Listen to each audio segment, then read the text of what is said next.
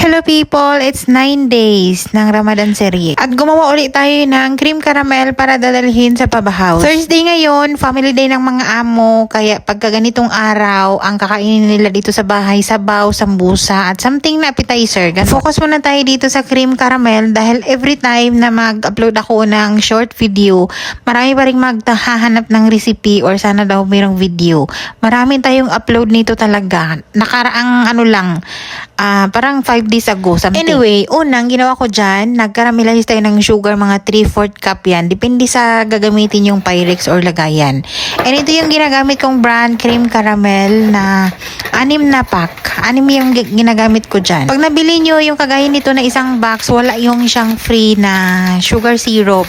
Pero kung mabili nyo yung single pack na nakakarton na individual yung laman, meron yun siyang syrup na nakalagay. Pero dahil sa wala nga, kaya gumawa tayo kanina ng caramelized sugar and nilagay natin yun sa Pyrex kung saan natin yun ilalagay itong mixture later. 6 packs ng caramel powder, 4 cups ng water, 2 cups ng powdered milk, 4 medium eggs, 2 cans ng analog cream or cream in can. Kahit anong brand, pwede. Basta i-follow nyo na lang kung ilang pirasong cream yan. Then 2 cups ng cooking cream or whipping cream. Then that's it. Haluin natin mabuti until wala na siyang mga buo-buo and then isa lang natin yan sa apoy. Importante talaga na hindi siya ma-overcook. So wag nyong hintayin na kumulo yan.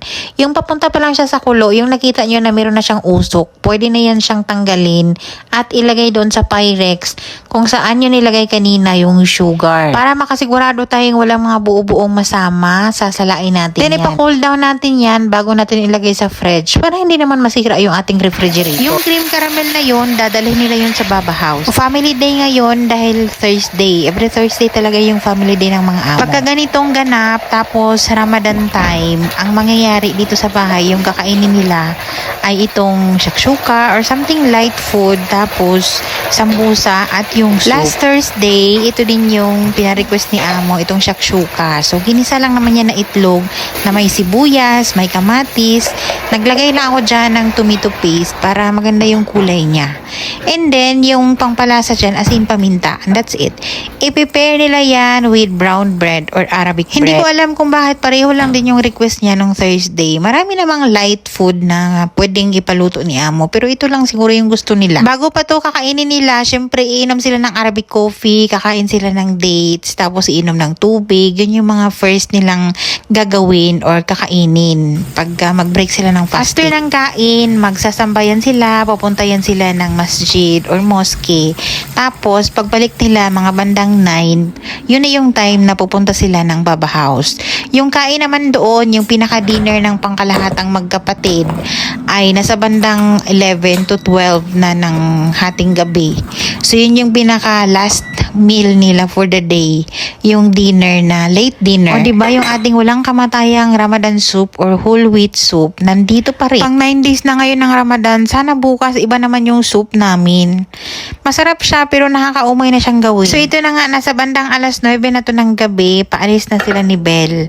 Anyway, si Belle yung kasama nila today kasi nga last Thursday ako yung kasama nila. Dahil sa hindi magkasya doon sa Pyrex kanina, meron tayong konting natira, diba? And super creamy to sa mga nagtatanong. Merong nagtatanong sa comment section doon sa reels natin na na-upload. Creamy po talaga to, like leche plan natin. Follow lang talaga yung mga ingredients at wag lang talaga siyang i-overcook. Parang kumakain ng leche flan natin sa Pilipinas.